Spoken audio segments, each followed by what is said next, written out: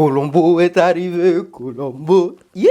Colombo est arrivé, Colombo, Colombo est arrivé, Colombo est arrivé avec un nouveau béret, yeah. Bonjour à tous et bienvenue. Ça a fait des nouvelles, non? En tout cas, bienvenue à tous. Wish, Merry Christmas. Wish, Merry Christmas. Wish, Merry Christmas. Wish, Merry Christmas. You happy New Year. En tout cas, je vous souhaite à tous un joyeux Noël. Wish, Merry Christmas. Il ne sait plus que j'arrête même avec cette chanson. Cette chanson est restée dans ma tête toute la journée. Alors, comme vous le voyez, on est dans l'histoire de Noël. Noël, le Papa Noël sur ma tête. Les choses, les pins, les serres même dans mes choses aussi. Dans mes habits, il ne sait plus. Mais qu'est-ce que c'est? Donc, aujourd'hui, je viens même vous souhaiter, avant même qu'on commence. Ça fait 3 jours que vous ne m'avez pas vu. Il y avait beaucoup de choses à faire, non? Ah, allez là.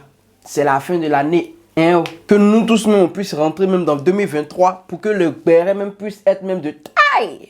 De taille, c'est ça. Béret is life. Béret is life. Mais qu'est-ce que c'est? Sortez. Il y a quel souci, s'il vous plaît? Venez. Parlez, il y a quel souci? Ne me fais pas les banquets. Alors, comme vous avez pu voir dans le titre de la vidéo, on va parler aujourd'hui de l'Argentine. On a tous entendu ou vu l'acharnement des Argentins sur Mbappé et sur l'équipe de France. Parce que déjà, les Argentins, ils étaient furieux parce que Mbappé a eu à dire ça. L'avantage qu'on a nous les Européens, c'est qu'on joue toujours nous entre nous et on a des matchs de haut niveau. Comme par exemple la National League, on a des matchs de haut niveau tout le temps. Donc quand on arrive à la Coupe du Monde, on est prêt. On est prêt. Là où le Brésil et l'Argentine, ils n'ont pas ce niveau-là. En Amérique du Sud, le football n'est pas aussi avancé qu'en Europe. Donc c'est pour ça que les dernières Coupes du Monde, quand vous regardez, c'est toujours les Européens qui gagnent. Et aussi parce que l'équipe de France même avait éliminé l'équipe d'Argentine à la Coupe du Monde 2018. Au début, on va dire, ah, vous aussi, c'est le football. C'est le foot. On peut se chahuter, mais se chahuter jusqu'à dépasser les limites de l'acceptable et proférer même des propos racistes, là, c'en est de trop. C'en est de trop. Il faut savoir que les Argentins ont eu à créer une chanson spécialement pour Mbappé.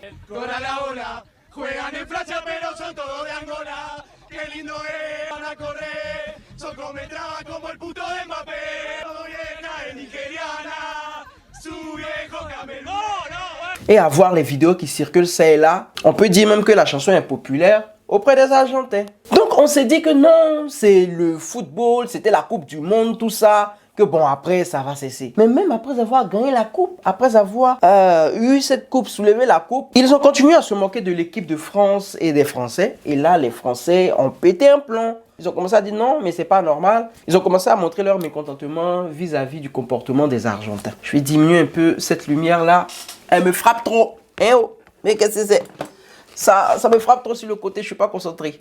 Voilà, c'est parfait comme ça. On peut continuer. Donc, j'avais même voulu faire une vidéo sur le sujet. Mais je me suis dit, Manuelis, il y a d'autres bérets. Il y a les bérets ivoiriens, camerounais, togolais, béninois. Mais qu'est-ce que c'est? On te dit actuellement, les gens n'assument pas les choses, qu'il y a des verres qui sont cassés, qui traînent. Toi, tu dis que les Argentins font les choses racistes envers les Français. Il dit, tu es le petit frère, ou bien tu es le fils de Macron. Non. C'est pas le petit frère de Macron, non. Ah. Donc laisse. Mais comme vous savez, j'étais là, j'ai dit bon, je vais laisser, je vais plus faire la vidéo. J'étais assez comme d'habitude, en train de scroller, faire la ronde des réseaux sociaux, tel même un bon Colombo. Parce que je dois même égrener même tel le chapelet, les réseaux sociaux, pour pouvoir savoir c'est quel béret, il y a quoi qui se passe, qui peut m'intéresser. Parce qu'on ne se jette pas sur tous les bérets. Voilà. J'étais là et puis je tombe sur la vidéo d'observateur qui n'est plus à présenter d'ailleurs. Quand je vois ça. Où sont passés les Noirs d'Argentine? Le pays a-t-il un problème de négrophobie? C'est quelle question bête ça là encore? Donc l'homme noir là, c'est qui? Et puis il doit être partout. Nous on doit être partout dans toutes les équipes. On est quoi? Du sel? Des ingrédients? Ou bien quoi? Non, pourquoi les Argentins n'ont pas un peu de noir? Hein? Il leur en faut un peu de noir. Vous êtes tout le temps en train d'écrire des articles pour nous distraire, pour nous retarder, pour nous donner l'impression qu'on a besoin de ça, pour que ça. Je dis seriously. Seriously. Hein, oh? Il a dit ça en anglais. Il était choqué. Hein, oh? Mais voyons, Opso, qu'on ne connaît pas quelque chose, qu'on ignore quelque chose, mais on se tait. On ferme sa donia. Et puis c'est tout. Donc là, maintenant, j'étais obligé même de faire cette vidéo. À un moment donné, tu nous fais rire, c'est bien, mais à t'entendre parler, je me demande, mais Manuelis, Oncle J'aime, tu suis cet ingrédient, c'est pourquoi? Qu'est-ce qu'il t'apporte? Voilà, déjà, il te donne pas de bonnes infos. C'est possible de faire rire sûrement là. Ah, il y a beaucoup de personnes qui peuvent me faire rire. Mais venir et puis se jeter sur des sujets qu'on ne comprend pas et puis tourner ça en dérision, mais c'est pas la peine que je le suive. Ou bien, il a menti. À un moment donné, il faudrait même qu'on fasse le tri. Donc, on rentre dans le vif du sujet. Pourquoi je ne supportais pas l'Argentine et pourquoi je n'y mettrai jamais les pattes? Les pattes. Même si on me donnait billet d'avion, aller-retour, 3 fois en première classe, dans un hôtel 6 étoiles, je ne sais plus, il n'est pas parti.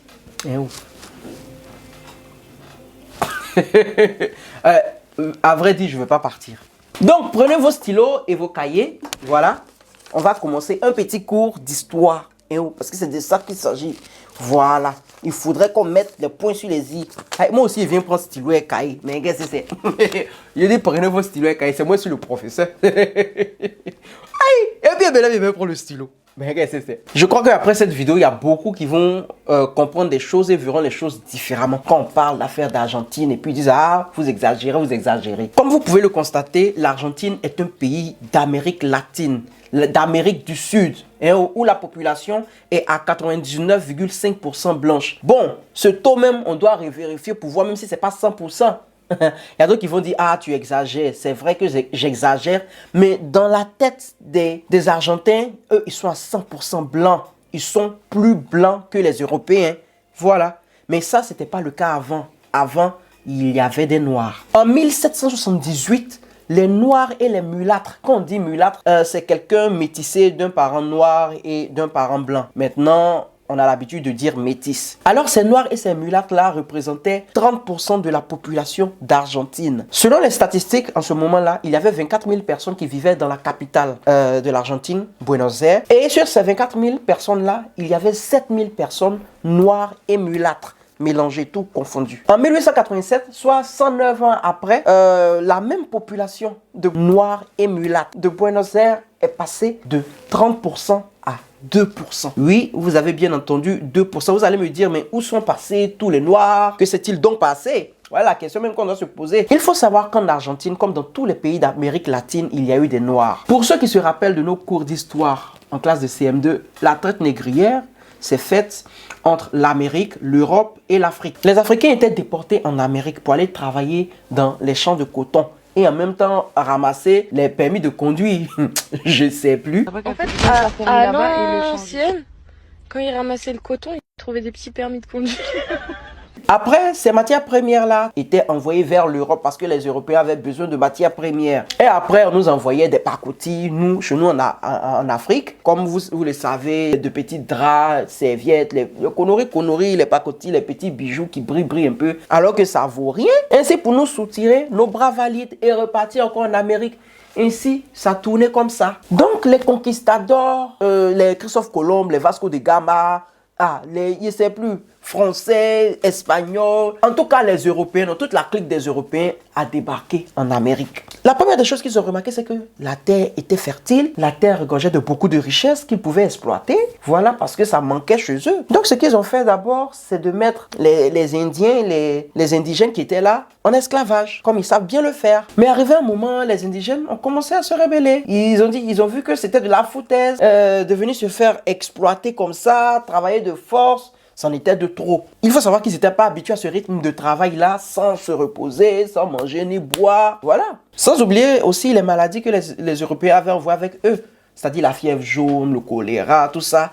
Les indigènes ne connaissaient pas toutes ces maladies-là. Donc à force de travailler trop dur, les maladies, sans soins, tout ça, les indigènes ont commencé à mourir en masse. Donc ils ont commencé à se rebeller. Voilà. Et qui dit rébellion, qui dit riposte. Hein, oh, la rue Poste, il ne sait plus. Ah, c'est ainsi même que les indigènes ont été pour la plupart décimés. Alors nos Européens chou on dit, mais qu'est-ce que c'est? Ces ingrédients, ils se rebellent, ils tombent malades facilement, ils meurent. Aïe, on a d'autres chats à fouetter, hein, mais ça nous ralentit le travail. Hein? On doit aller construire nos belles villes, les tours Eiffel, tout ça.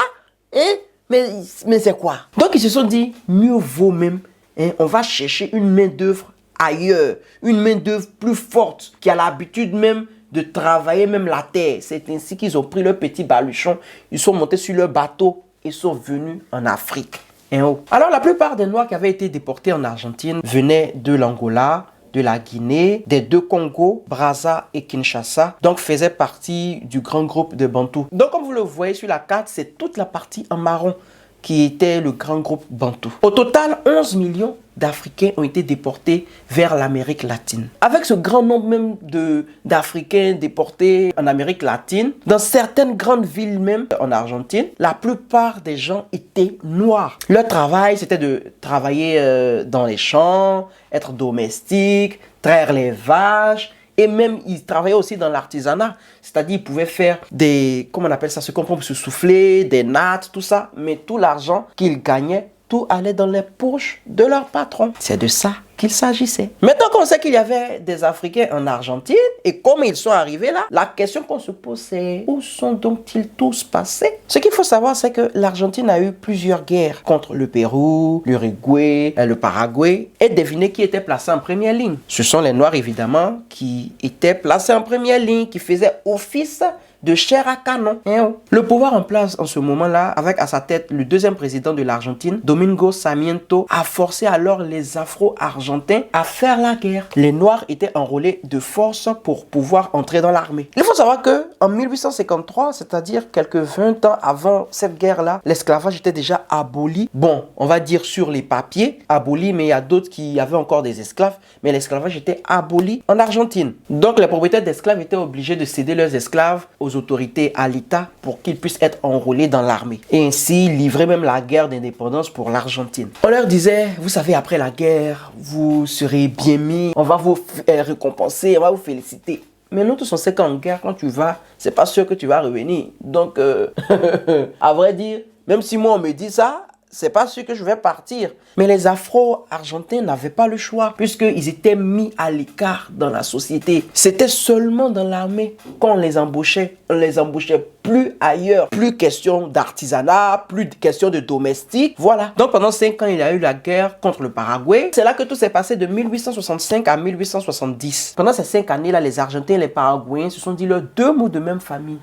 Donc, pendant la guerre là même, il y a beaucoup d'Afro-Argentins qui sont restés sur le champ de bataille. Donc, après que la guerre même soit finie, en 1871, une épidémie de fièvre jaune a éclaté en Argentine. Il faut dire à cette période-là que ces maladies étaient catégorisées comme maladies très graves. Donc, pendant cette épidémie-là, le pouvoir en place a laissé les Afro-Argentins à leur sort, sans protection de l'État et sans soins, sans vaccin et tout. Ils ont été tout simplement abandonnés et ils moururent même en masse, sous le regard même indifférent et approbateur même de l'État. En tout cas, pendant l'épidémie, il faut savoir qu'il y avait déjà des Noirs qui avaient pu se frayer un chemin, qui étaient un peu aisés, tout ça, qui avaient pu avoir des soins. Il y a d'autres qui ont pu résister quand même. Donc, l'État a vu que mais il y a encore des Noirs. Il y a encore des Noirs. Tout le mal qu'on s'est donné là, il y a encore des Noirs. Mais ces ingrédients, ils sont résistants. Il faudrait même qu'on dilue un peu. Il faudrait même diluer.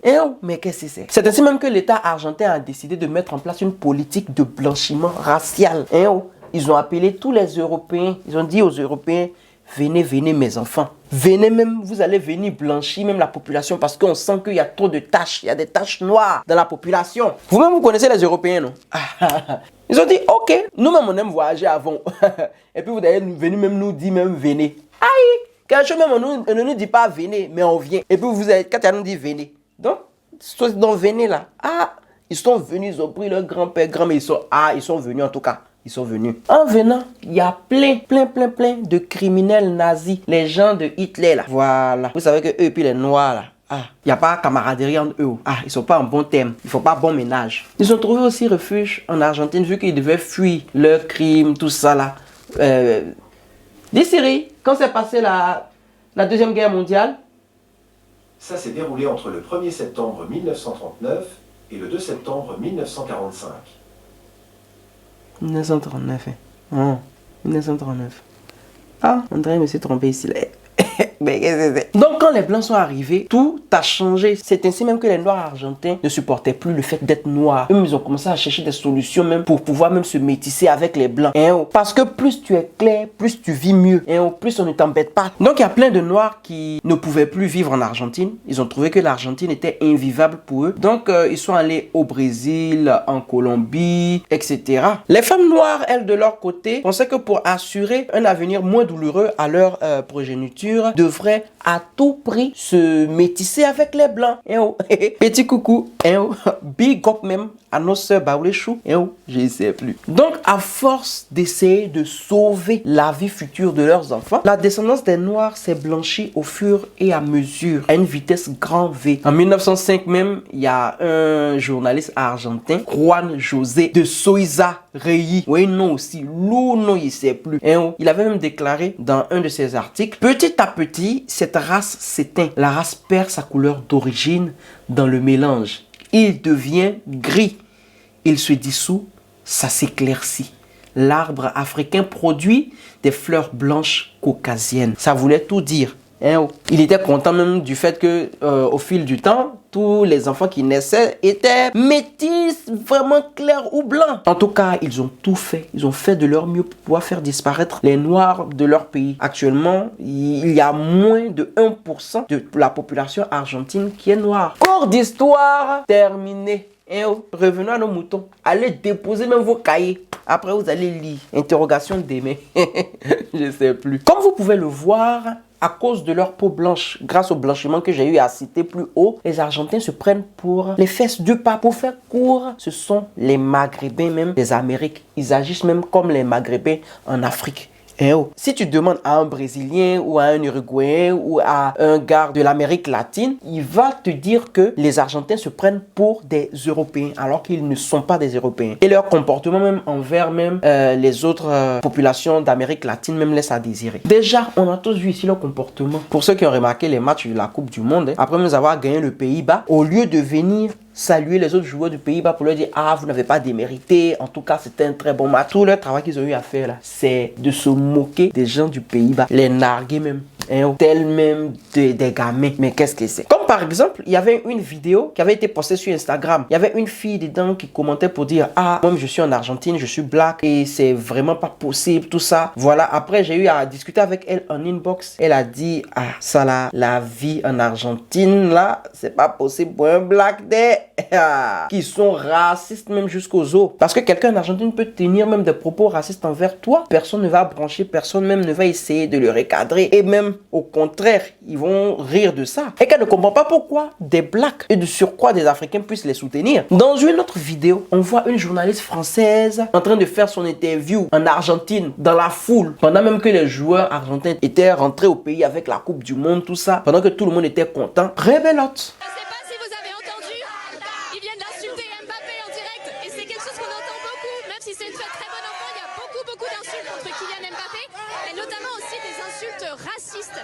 On en entend beaucoup, on en entend énormément, notamment depuis le défilé, depuis le début du défilé. Mbappé Coularata. À nouveau une insulte contre Mbappé, je l'ai pas par respect pour la télé. Voilà, alors on va, Marie. Rebelote. Tout ce que les supporters venir accueillir les joueurs argentins ont eu à faire, c'est d'insulter Mbappé et la mère de Mbappé. Des mots vraiment inimaginables. C'est-à-dire que eux, ils avaient affaire à Mbappé et à l'équipe de France. Alors que normalement, vous êtes venus célébrer vos joueurs qui sont arrivés. Normalement, si vous avez vu un journaliste qui soit chinois ou je sais plus, vous devez venir crier Messi, Messi, bravo, tout ça. Mais non, vous laissez tout ça pour venir insulter un joueur parce qu'il est noir et je sais plus. L'équipe de l'Argentine est une équipe à 100% blanche. Voilà ce que le journaliste était en train de dire lorsque Observateur a pris la parole dans sa vidéo. Donc maintenant, on sait à peu près pourquoi il n'y a presque pas de noirs dans l'équipe nationale d'Argentine. L'Argentine actuellement est catégorisée comme l'un des seuls pays d'Amérique latine où il n'y a pas de noirs. Bon, si on peut le dire ainsi. Comparé même aux pays comme le Brésil, la Colombie, le Chili, tout et tout. Je pense que ce journaliste-là a essayé de mettre en lumière quelque chose qui s'est passé, ce qu'il y a eu dans le passé, tout ça, en passant par le fait que l'équipe nationale soit à quasi 100% blanche. Et ça, c'est pas une mauvaise chose en soi. Il y a certains qui vont dire, ah, mais lui-même, il parle là. Les Français, même eux aussi, mais ils étaient dans la traite négrière, tout ça. Non, on va dire, les Français, ils étaient dans la traite négrière. On n'en disconvient pas. Ce sont les Africains. Nous, les Africains, nous-mêmes là, on se connaît pas. On connaît pas notre place, hein? Surtout les Ivoiriens. Fallait voir le jour que l'Argentine a gagné, comment ils se sont comportés sous la pluie.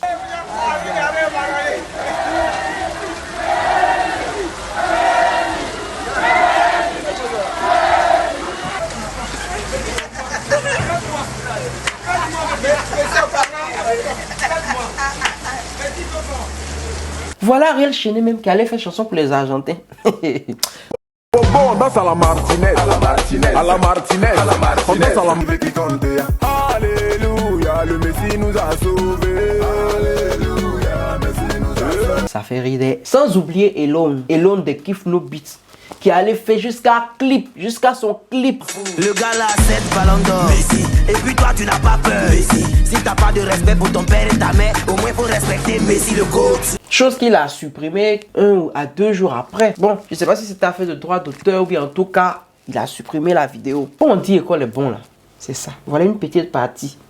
C'est non d'Afou Keita qui est gâté. Ah, sinon même là, tu n'es pas parti à l'école. Mais souvent, tu peux prendre ton téléphone pour faire des recherches. Déjà même, tu veux chanter pour un pays. Tu vas pas me dire que tu n'as pas entendu tout ce qui se dit sur le racisme en Argentine et tout. Parce que nous tous, on a vu ici leur comportement à la Coupe du Monde. Le minimum même à faire, c'était de faire quelques recherches pour voir. Bon, ceux-là, je vais chanter sur eux, mais est-ce que je dois le faire? Vous êtes des artistes, vous êtes des artistes, donc vos voix portent. Vous êtes la voix des sans-voix, donc normalement, là, vous devez faire attention à vos sorties. C'est de ça qu'il s'agit. Mais non, tonton, il a vu Danse du Gardien, comme ça, ou bien Danse, il sait plus. Donc lui aussi, ça lui plaît. Il prend pour faire concept. Quand il fait cette chanson, il fait clip. Quand il est tag. Je ris car mes larmes pleurent. C'est vrai, c'est bien vrai qu'une part de moi voulait que les Argentins gagnent, pour que Messi puisse avoir...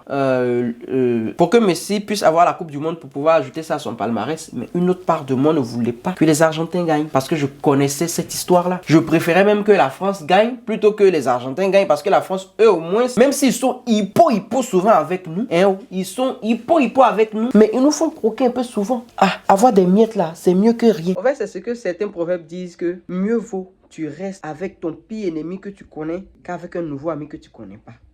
On ne va pas fermer nos donia, on ne va pas fermer nos bouches parce que on est fan de Messi. Messi ne va pas dire qu'il ne voit pas tout ce qui se passe là.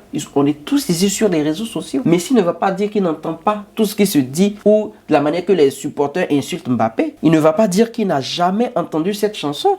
Puisque même cette chanson même se chante même souvent au stade. Donc qui ne dit mot consent, c'est comme ça on dit en bon français. Donc ça veut dire qu'il est dans le lot aussi. C'est de ça qu'il s'agit. Parce que toi, Messi, si tu prends les deux parties, tu viens t'arrêter pour venir parler, pour dire que ah, je vois des trucs que je ne suis pas content de ça. Les fans, arrêtez ça. Parce que ce n'est pas digne de nous. Ils vont arrêter de chanter ça. C'est de ça qu'il s'agit. Il faut savoir que le racisme est très ancré dans la culture argentine. À entendre même cette phrase qui dit « A los blancos hizo Dios, a los mulatos San Pedro, a los negros hizo el diablo para tizón del infierno. » C'est-à-dire, les blancs, c'est Dieu qui les fit. Les mulâtres, Saint-Pierre, et les noirs, le diable, comme tison, braise de l'enfer. Nous, on est braise de l'enfer. C'est le diable qui nous a fait. Les métis là, c'est Saint-Pierre, puis Dieu a fait les blancs. Certains viendront me dire même, mais Manuelis, encore j'aime. Mais qu'est-ce que c'est? Tu es trop mature. Hey!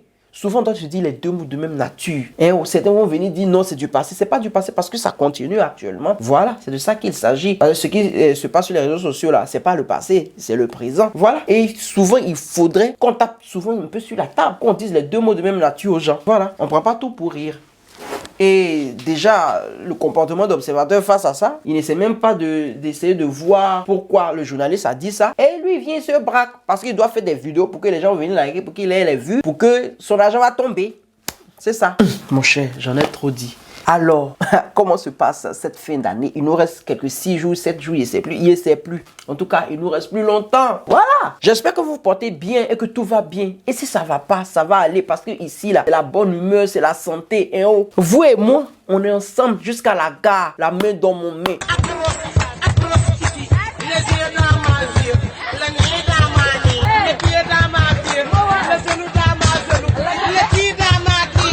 dans mon couille. Mais qu'est-ce que c'est? Attendez même que je quitte ici avant qu'on ne tape sur ma donia. Hein, au mieux, je vais prendre mon riz. Je mets sauce dessus, je mange, je bois de l'eau, je dors. Hein, voilà, maintenant, ceux qui sont pas contents.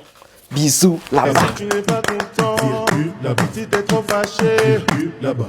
Thank you very much. Thanks. À plus.